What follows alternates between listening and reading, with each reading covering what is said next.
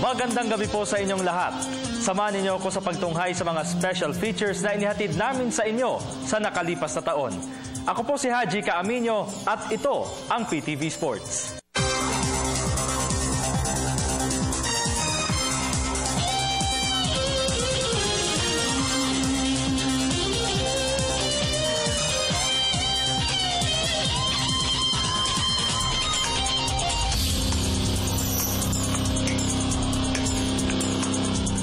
Isa sa mga inihatid namin sa inyo ay ang ilang kaalaman patungkol sa sport na CrossFit.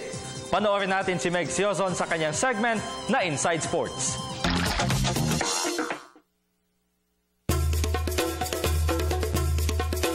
CrossFit. Aakalain mong pangalan lamang ito ng isang sports specialist store o di kaya fitness gym. Pero contrary to what the name initially implies, hindi anti-fitness at lalong hindi pilipit ang paa ang ibig sabihin ng CrossFit. Optimum fitness and excellent health. Iyan ang pangako ng training regimen na naging popular ngayon sa bansa.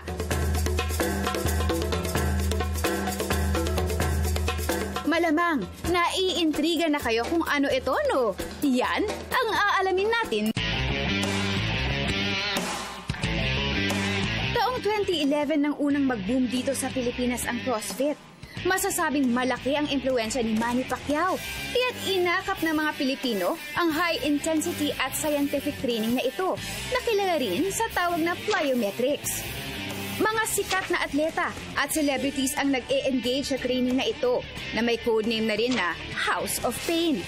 At dahil iba't iba ang naging response ng katawan ng bawat tao sa mga CrossFit trainings, nauso na rin ang kompetisyon dito na nakasentro sa athleticism at endurance ng mga kalahok.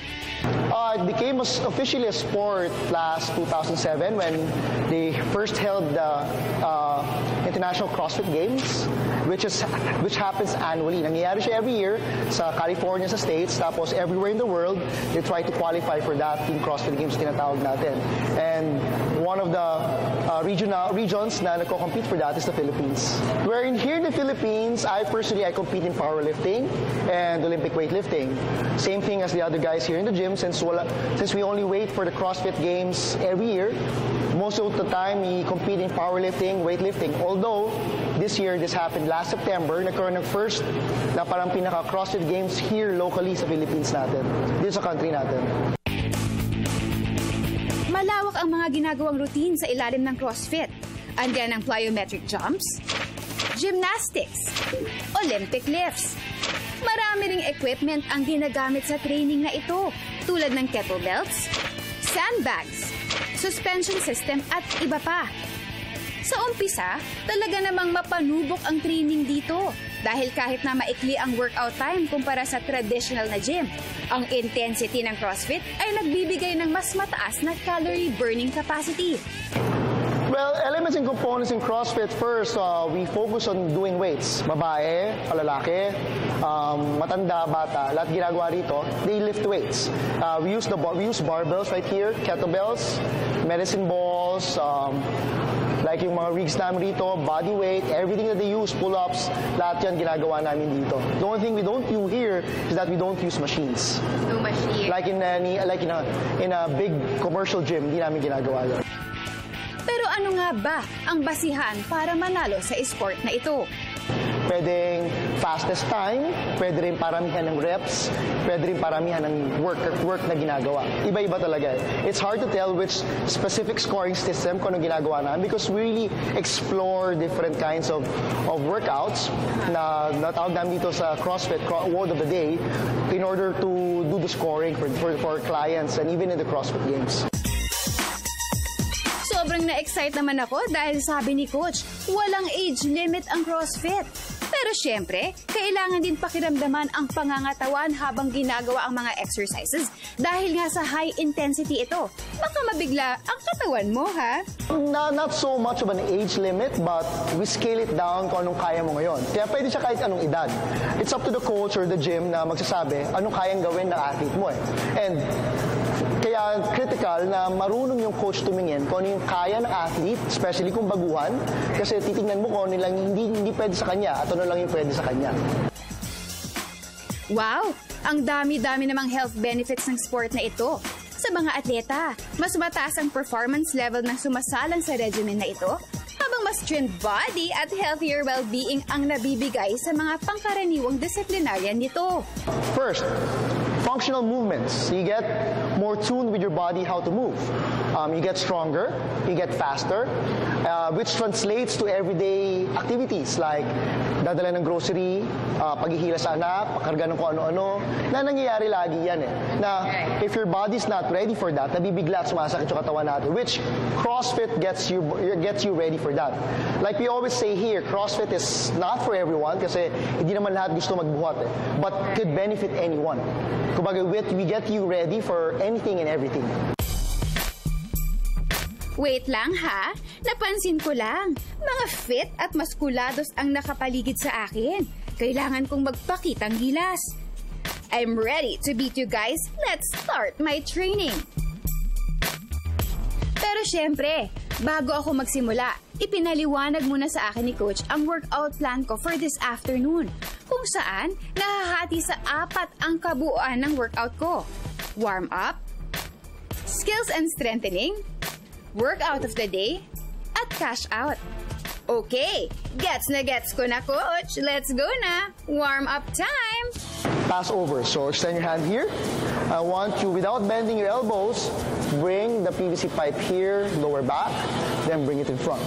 10 reps. Go. 1. Reverse passovers naman tayo. Flexible din dito eh. Medyo. Dapat mobile. One more. Alright, good. Ito naman. This is what we call good mornings. 3, go around your lower back. 4. Yeah. Okay, go up. Nako, warm up pa lang, tagaktak na ang pawis ko. Pero fighter ako. Game na ako sa skill and strengthening program ko. Una ay ang front squat. Grabe ha, bit-bit ko ang daigdig. 2. Try to 14 and 5. Well, again, 2. Alright, one more set. Rest. Here comes the real deal. Ang workout of the day ko. In 8 minutes, kailangan ko to do as many rounds as I can. Ang isang round, composed of 4 box jumps or step-ups. Okay. If that's hard for you, what we can do is this one. Step on the box, both feet, stand up. That's it. At any point, either if you do a box jump or a box step up, you have to stand up on the box before going down. Okay?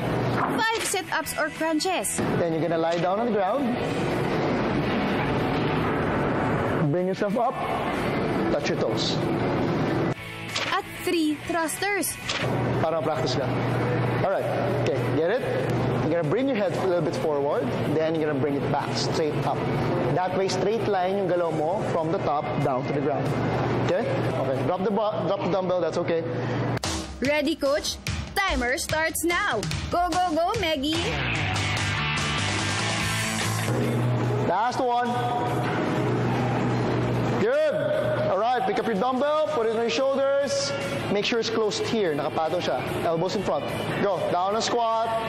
Stand up, press. Good. 1, 2, 3. Alright, second round. Go. 1, 2, 3. One more. Good. Alright, sit-ups.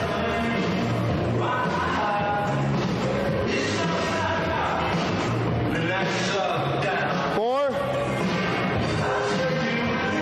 Let's go. Halfway pa lang. 4, 2, 1, 2. Alright, let's go. You're doing great. 3, 4, 5. Alright. Yay! Ang galing! I'm so proud of myself. Natapos ko din. Now it's time for some cash out. Relax time. Cool down. Hindi mo parang minamasahe.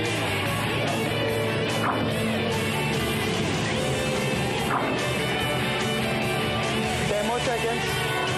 Tapos na ako magpakitang gilas. It's the professionals' turn to show off their skills. It Ito ang top 5 movements ng CrossFit. Ang snatch, clean and jerk,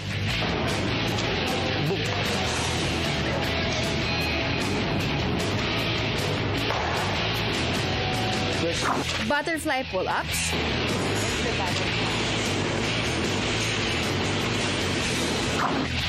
toe-to bar,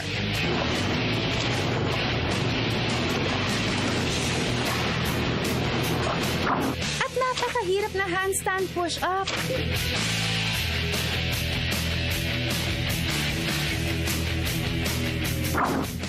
Sa pagsaba ko sa CrossFit, akin naisip na talagang hindi birong focus, strength at determination na kinakailangan sa sport na ito. Hindi ako magtataka kung bakit ito ang nire-recommendang training program sa mga taong seryoso sa pagpapaganda ng kanilang fitness. Ang magkaroon ng physical functionality, yan naman ang gusto natin ma-achieve, di ba? We're located here at Maginhawa Street, Sikatuna Village. My name is Coach A. We're here at CrossFit Alpha Strike. Join us and try to enjoy the workout with us. Something different, something fun, at the same time, something very, very beneficial for everyone. Isa po sa mga itinampok namin sa Inside Sports ay ang figure skating, kung saan nakilala ang ating kababayang si Winter Olympian Michael Martinez. Narito pong muli si Meg Siozon.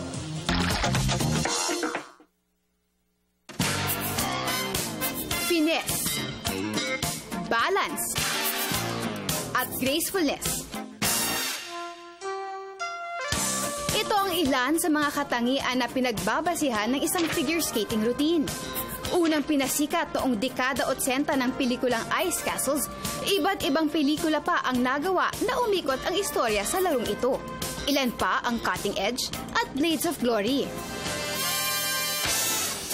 Alam nyo ba na bago kumalat ang mga ice skating rinks sa mga malls, gaya dito sa SM Mall of Asia, ay nilalaro na ng mga ninunong Amerikano ang ice skating, ang root event ng figure skating. Pero una itong naging recreational sport, hanggang sa sinimulan na itong i-adopt bilang highly competitive discipline. Higit sa balance at precise movements, a must para sa figure skater ang power, skill, athleticism at grace. Ito rin ang binabasihan ng mga hurado sa world's biggest figure skating stage na Winter Olympics. Pero sa isang tropical country tulad ng Pilipinas, nakakatuwang isipin na nahuhumaling rin sa sport na ito ang mga Pinoy. Nag-start tayo ng ice skating dito 1993 sa Mega Mall, SM Mega Mall. Kailan naging competitive tayo sa ice skating, sa mundo ng ice skating? I think 1993 at saka 94.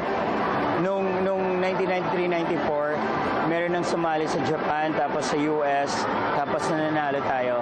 Meron din sa Hong Kong. Naging very competitive yon nung mga year 2000 na rin. Mayroong tatlong disiplina ang figure skating. Ang men's singles, ladies singles, at pair skating. Kung saan ang bawat programa ay pinupuntusan sa mga sumusunod na components: skating skills, transition footwork and execution, composition, choreography at interpretation, timing. Pero syempre, importante rin na bagay ang musika at kasuotan ng mga performers. Mas okay na ngayon yung scoring system eh. Ginigradean ka based kung ano yung knowledge mo at kung anong ginawa mo. And then aside from that, comparison from one to another skater. So parang, kunwari, kung nag-perform ka na, meron yung mga jumps, meron yung mga spins, meron kang routine. So ikukumpara nila yon. Kukumpara nila yung jumps mo, yung spin mo, bawat isa. Kung sino yung pinakamagandang execution, kung sino ang pinakamagandang posture, pinakamabilis, pinakamataas, yun ang mananalo. In terms po of costume, does it have a point sa competition? Yes. Yes, importante yun. Kunwari, kung ang motive mo is Indian or kaya magical, kunwari parang mga Disney, kailangan yung costume mo naka-categorize doon, kailangan recognize. Kunwari kung Spanish, kailangan ang costume mo Spanish talaga siya. And it's odd. add yun dun sa choreography, sa movements, at saka sa music. So musicality din. Yes, musicality. Very, very important. Kung ano yung costume mo, kung anong pinoportray mo, kung ano yung galaw mo, then yun ang costume mo. Tunay na isang napakagandang sport ang ice skating. Pero alam nyo ba na higit sa fitness activity, marami pang dalang benepisyo sa kalusugan ang figure skating. Yung benefits nito, matututo yung mga bata na magkaroon ng self-discipline. Magkakaroon sila ng focus, concentration. Then, pag nagkaroon sila na mananalo sila sa competition, then magiging masaya sila. Yun ang pinaka-benefits nun. At saka, may experience nila kahit na wala tayong snow, they can experience yung ice skating. Sobrang saya. How about sa health? Yung sa health, yun. Health natin, pagka nag-ice skating ka, lumalakas yung body natin. And then, nakukorek yung posture natin. And then, lalo na yung sa blood circulation natin, ang ganda-ganda. Tapos yung inhalation, exhalation, lahat ng exercises, it's sobrang ganda. So let's get this party started. It's time for me to test myself on ice. Pero syempre, bago ako lumusob sa malamig na yelo, importanteng malaman ang mga ice skating essentials. Ito yung toe pick. Ginagamit ito, backward stop, at saka sa jump, ito yun, no? Tapos, backward and stop. Can you try? Backward, tapos, and stop. Yan. Tapos, meron tayong edges. Ito yung inside edge, ito yung outside edge. Ito yon pag mag-stroke ka ng mabilis o mag-glide ka, ito yung outside. Tapos ito yung inside. So ito yun, inside, outside edge. Yun yung entry. Kunwari, spins, entry, outside edge. Tapos exit, outside edge. So yun. Tapos meron siyang, ito yung ball. Dito nag-spins. Ito, yung toe pick little bit, tapos yung ball ng foot, ito. So yan yung ball. Yun yung gamit na dun ka magpupush. Tapos merong, may heel. Ito yung heel. Pag nag-turn ka, ginagamit mo rin yung ball ng foot. Pag na-forward 3 turn, tapos backward 3 turn, heel. So nagra-rock siya. So ito yung ginagamit. Pag forward, yung ball ng foot, pag 3 turn. Pag backward, heel ang ginagamit. Yan. Tapos ito yung spin. Dito ako nag-spin. Ito.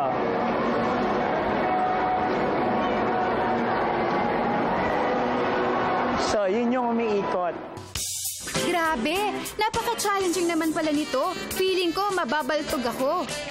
At dahil dyan, tinuruan ako ni Coach kung anong gagawin pag nahulog. Left, right, left, and down. Very good. And then cross natin ngayon.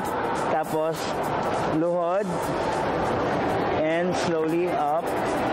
Kneel down and slowly up. Wow! Ang galing naman pala eh. Like a toddler learning baby steps, kailangan may profesional na gabay ang unang sabak mo sa ice skating. Kasi lubhang delikado ang sport na ito para sa mga bagito. Marching. Right, left, right, left. Tapos yung arms mo makakatulog, dapat nasa side siya. And then, huwag mo siyang i-move. Steady lang siya. Tapos lahat ng power mo, lahat ng strength mo nasa abdominals at saka sa glute. Yes, and then keep. Yeah. At huwag kang titingin sa baba. Pag nakatingin ka sa baba, ahatakin ka pababa. Mahuhulog ka. So dapat keep looking straight and right. Marching. And then, feet together. Yes, and then if you want to stop sa beginning, dapat eto lang muna. Stopping. Stop yan. Tapos, march ulit, right, left, Feet together, and stop. 2-foot and 1-foot glide. Marami tayong basic. Meron siyang step, right, left, and 2-foot glide. Meron ding 1-foot glide.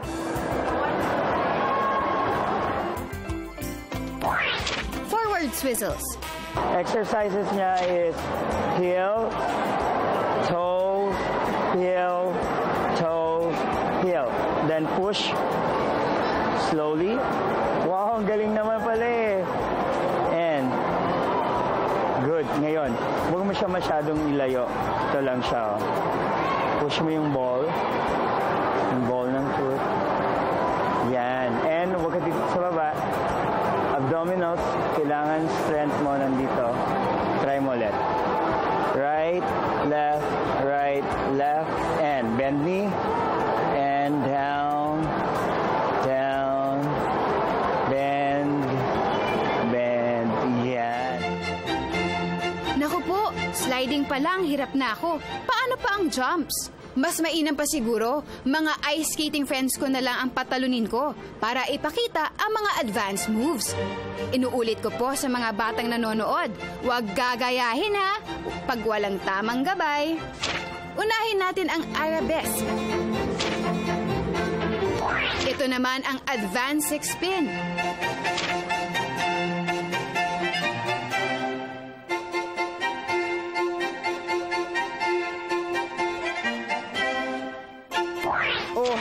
Let's try death drop figure skating spin.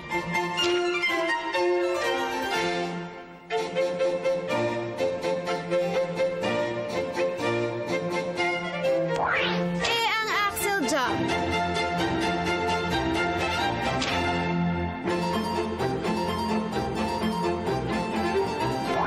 Mas pahirapan pa natin, double axel.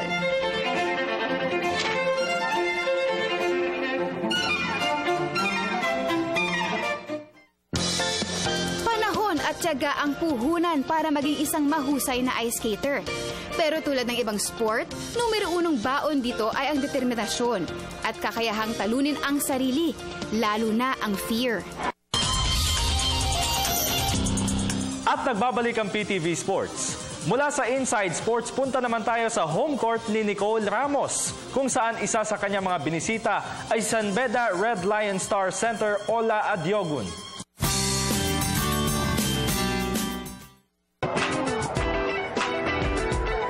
What do the champion PBA D-League, NLEX Road Warriors, and the champion NCAA San Beda Red Lions have in common, aside from being the reigning kings in their leagues? Both have 6'8" Nigerian center Ola Adiogun as reinforcement. The logo's native proves to be a major difference in the success of NLEX and San Beda. Ola's decision to play in the Philippines while getting a good college education has earned him fans and the respect of the Filipino basketball community. He's also very friendly and speaks almost perfect Tagalog. Let's check out his script, which is actually the huge San Beda campus. Let's go, guys!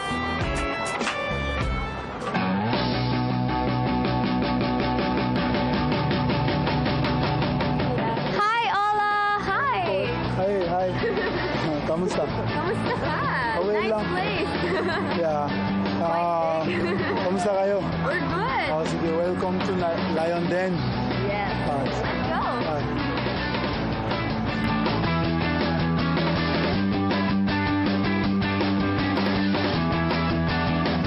Okay, you guys, welcome to our basketball gym.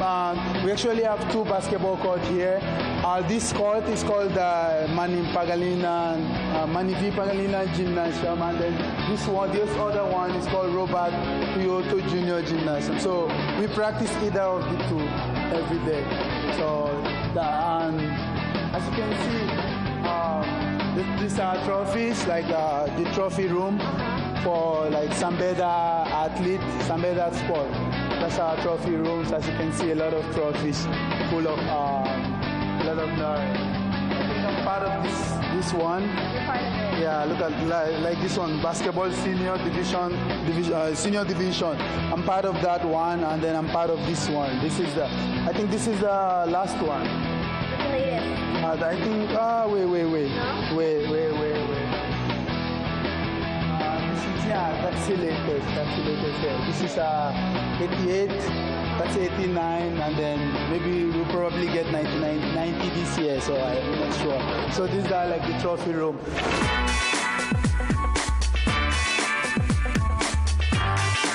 The food here is very nice. This is pure gelato. Yung mga ate Flor, ate Balot, mga ate masarap yung pakain nila, pero maliit lang. Joke lang. Joke lang. Masarap. Masarap, pero siya, dinadaya niya ako lagi, oh. Konti lang kinalagay niya, oh. Konti lang binibigay. And lagi sinasabi niya, over ako. And then they have good ice cream here. Hindi pa ako nakain, ha? Oh, sign muna ako. Iba mamaya. Autograph. See, we have to like log in because we have a meal here. Okay. So it's like...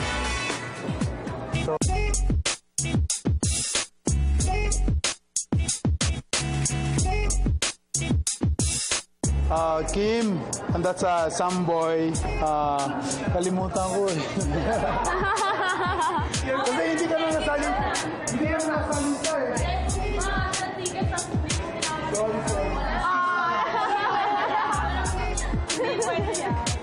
Those are my friends. They're second year na, di ba? Second year na kayo. First year, last year. Ito si Kim, Japanese. Japanese yan. Japanese ka, Chinese? Oh, Chinese. Ako rin Chinese eh, Black Chinese.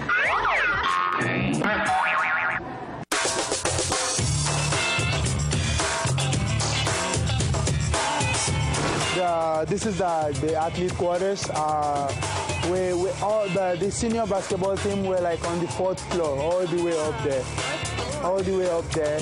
And then the middle, the 3rd floor is for like the coaches and the taekwondos.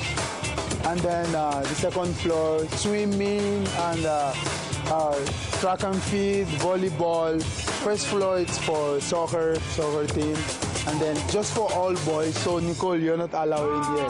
So it's all boys. Girls are outside the campus. So You're gonna show them? yeah, I'll just show you. We're not into our room because nobody can go into our room. That's a lion there. Nobody goes in there. So I'll just show you around the quarters. Alright. Bye then. See you later. See you.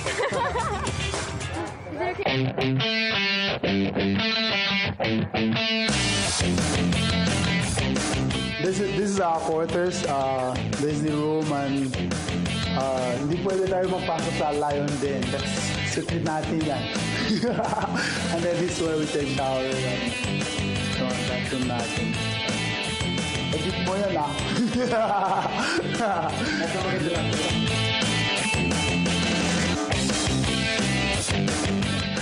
That's where we dry our clothes and stuff. It's where we do laundry after practice and jerseys.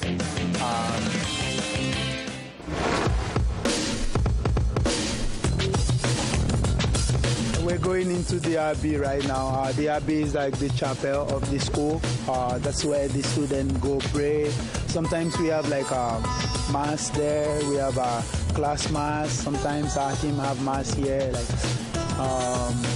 almost every time. And each time I have a problem with myself, I have some difficult times, I just go there to find peace of mind.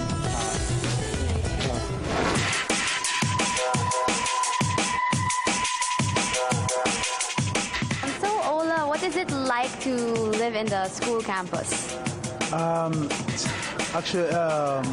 It's actually been fun for me staying inside San Beda because we have a great community and the security, and I feel at home because since I've been here since 2009, it's been great being around good people, taking care of you, trying to talk to you every day and telling you to bring out your, trying to bring out your best in you, and you know, for me it's been fun, and so sometimes it's challenging, pero that's what I live for, you know. That's who I am, you know.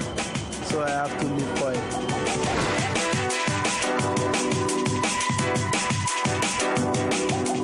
So I'm curious, what is your favorite Filipino food? Ever since, from when you were living here? Actually, when I arrive here, I don't have any food. I just eat pandesal. Pandesal and maybe pandesal and corned beef. So yung mga ganyan. Pero na yun, one of my favorite food, because I have a lot of favorite food. One of my favorite food is chicken curry and beef cadereta. And then beef steak, yung mga ganyan. So sometimes I eat liempo also, like liempo, good liempo, especially the one in Fio Gelato here. It's really nice, yeah. So I eat a lot of food, except from I eat almost every food. I don't really like too much of Chinese food, but the only food I don't eat is dinuguan. Why is that? I don't know. It's because it's black. Well, don't worry. I also don't eat it.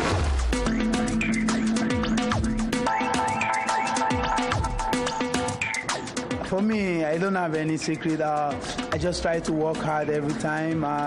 Every time in practice, I try to give my best, and during the games, I try to stay composed, try to be myself, not to get.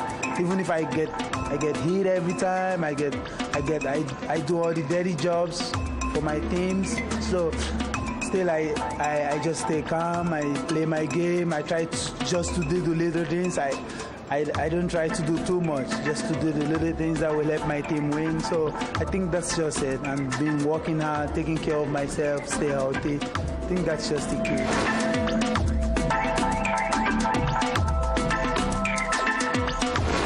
To Tagalog time with Ola Ajogin. Alright, so he'll be answering a few slumbook questions from me.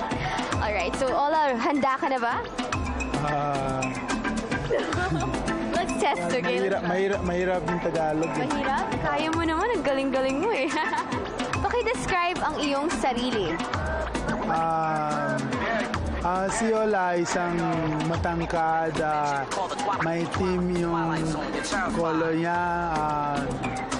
basketball player ako, tsaka student rin ako, student athlete ako ang Sanbed, tsaka mabait ako, tsaka siyempre pogi.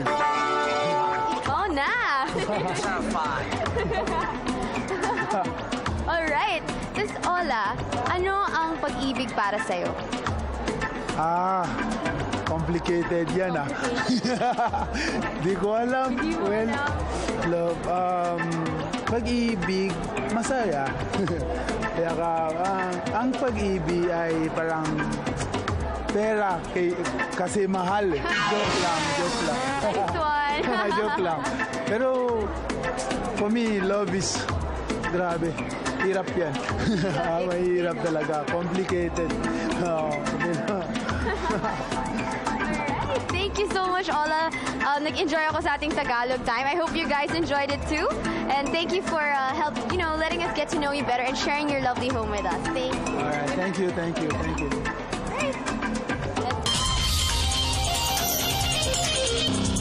Bukod kay Sanbeda Red Lion Star Center Ola Adyogun, may isa pang atleta na dinalaw si Nicole sa kanyang home court segment.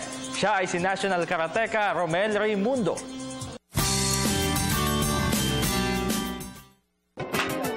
Karate is a martial art developed in Japan under the influence of Chinese martial arts.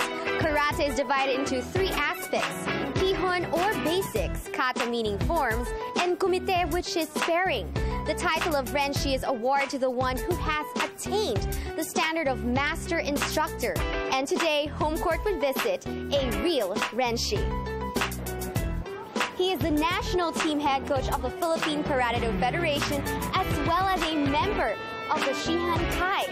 He is internationally ranked as a second Dan black belter by the International Shotokan Karate Federation in Philadelphia, USA.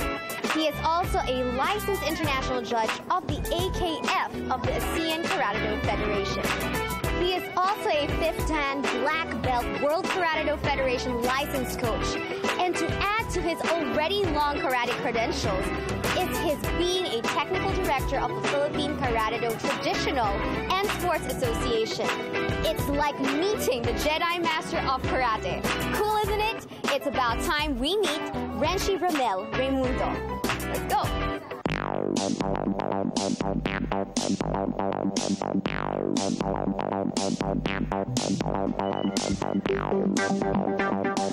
Hi, Renshi Ramel. Hi, Nicole. Hi, everybody. Pasok tayo. Sa loob tayo. Tara. Halika.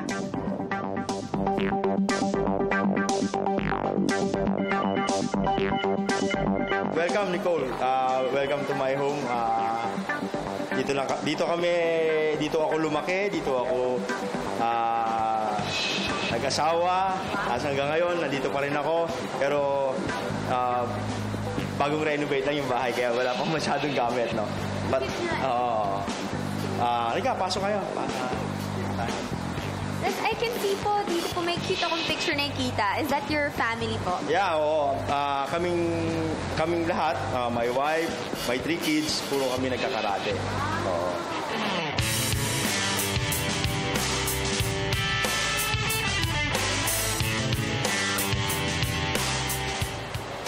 This is our living area. Dito kami nanonood ng TV, nagre-relax. Usually nakaupo ako dyan, o minsan tatay ko, no? Nagte-text, ganyan, nag-YouTube, no?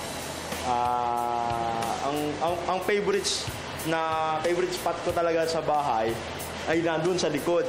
Kasi doon sa likod, relax talaga, wala kang naririnig na ingay galing sa streets, no? Doon kasi medyo talaga nakakapag-relax ka kung nag-iisip ka, magagawa ka ng paperwork o ano, doon.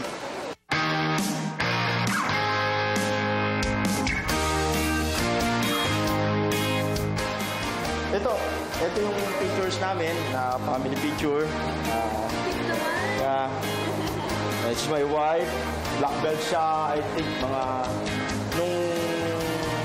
bago siya nag-black belt, nag-champion muna siya sa komite, yung sparring, no? Oo. Tapos yung mga eldest ko, 13 years old, brown belt siya. Nanalo na rin siya ng ilang competition, but ngayon, busy sa school. So, hindi masyado nakakapag-training. But itong yung second ko, yung si Kuya, siya yung lagi naglalaro ng tournament ngayon. Oo. Naglaro siya sa Dagupa, naglaro siya sa nakaraan sa Chendesitas. At may mga ilang medals din siya sa komite. Ayaw niya ng kata. More on komite. Pero sabi nga, kailangan pag nagkakarate ka, both kata and komite. Oo. Kasi hindi pwedeng isa lang. Pag isa lang ginagawa mo, hindi mo matatawag na authentic yung pagkakarate mo. Yan yung youngest ko. Yan, laro-laro pa lang yan. Kaya white belt. Kaya, oo. Yan.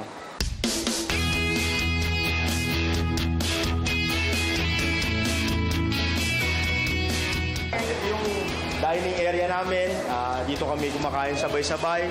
Sa gabi, kailangan sabay-sabay kami kumain ng mga anak ko. Sinasanay ko sila na every dinner, magkakasabay kami kasi sa umaga nag-work. Ako, wala ako, or nasa school sila. So talagang paggabi, pag dinner, sabay-sabay kami kumakain. Yun ang family time? Yun ang family time namin, no? Pag sa gabi, nanonood ng TV. Nagluluto po ba kayo? Ulo ko, sinaing. Marunong lang ako magsaing. No? Marunong lang ako luncheon meat. Marunong lang ako hotdog. Fried. Oo, pero other than that, wala akong alam doon. Si Mrs. po yung... Yes. Si Commander, tawag ko dyan Commander. Kasi siya lahat ang nagko-command pagdating sa bahay. Ako, ano lang ako, sunod lang ako.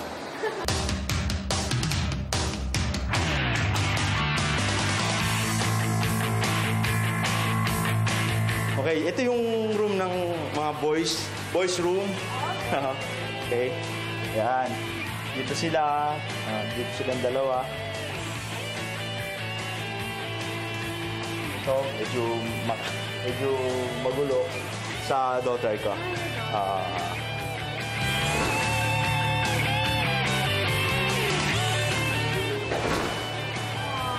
is my youngest, no? Papasok na siya sa school, no, with mommy. Hahating siya ng mommy. Yan. Okay. Bye-bye na. Galingan mo sa school. Love mo ba, Daddy? Ha? Apo. Bakit? Kasi hindi ba't kang mabait? Oo. Hindi daw ba tsaka mabait? Parehas sila. Bye-bye, Lucky.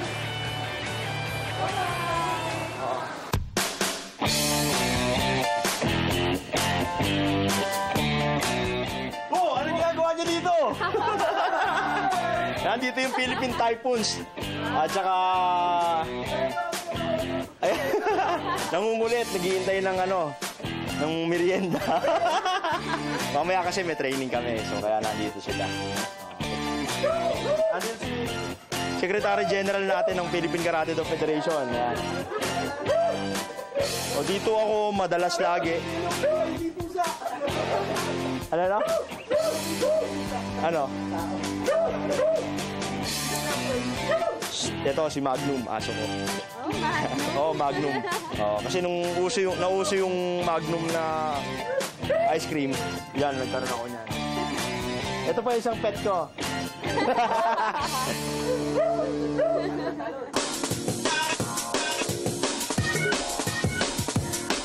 Ito yung mga kinokolekt ko na mga tumbler tsaka mug ng Starbucks. Every country na pupuntahan ko, naghahanap talaga kami. Pati yung mga ibang mga kasama ko sa team, ganyan din sila lahat. Oo. Ito sa China. Ang wala ako yung Myanmar kasi walang Starbucks sa Myanmar. Wala. Nung nakarang SEA Games. Saka isa pang collection ko, mga magnets. Magnets! Yan. Okay. Ito ang unang magnet. Lahat ng pinuntahan ko rin na bansa, bibili rin ako ng magnet. Hong Kong, China, Malaysia, Indonesia, Dubai, Korea, Singapore, Myanmar, meron. Vietnam. Itong isa galing sa Istanbul, Turkey. Kakabigay na sa akin ni Secretary General.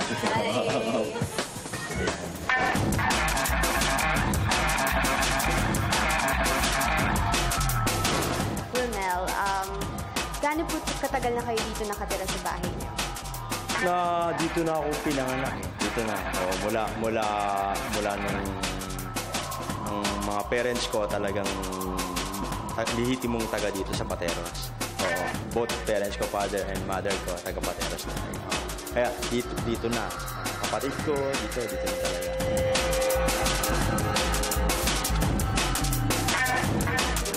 You mentioned to me, yung ring niyo po, yung colors, like red is...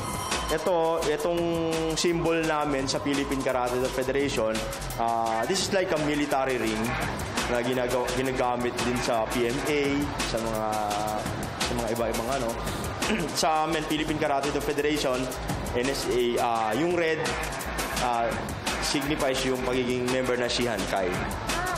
Pag black, yun yung the rest ng mga black belts, mga instructors. Dito sa Pilipinas, 6 kami na kulay red yung... makita nyo, sila Secretary General, yan, sila Dr. Vasquez, sila Chairman Franco, yan, Josie David, yan. Yan yung mga kasama na, puro red.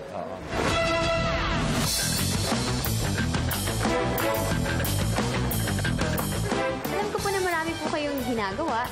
You're an executive, you're a judge, you're a coach.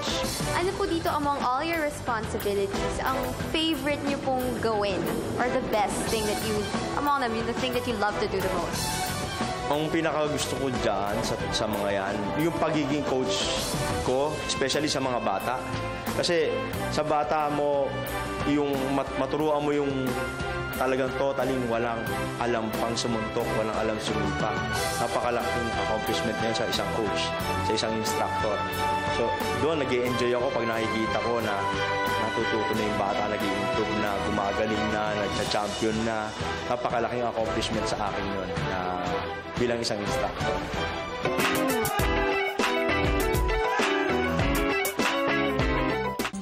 At yan po ang ilan sa mga special features na inihatid namin sa inyo. Samahan po ninyo ulit ako bukas dito sa inyong paboritong PTV Sports. Sa ngalan ng production group ng PTV Sports, ako po si Haji Caaminio. Magandang gabi sa inyong lahat.